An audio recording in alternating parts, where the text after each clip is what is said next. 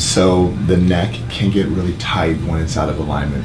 Miss Shelly here rides a motorcycle, works out hard, and what? Plays ball. Plays ball. Plays ball. Like every other person out there, she just the basics, right? So sometimes she gets a little tight. We're doing what's called an anterior cervical. Drop the head all the way, right through there a little more. Beautiful. Beautiful. How'd we do? Good? Great. Cool.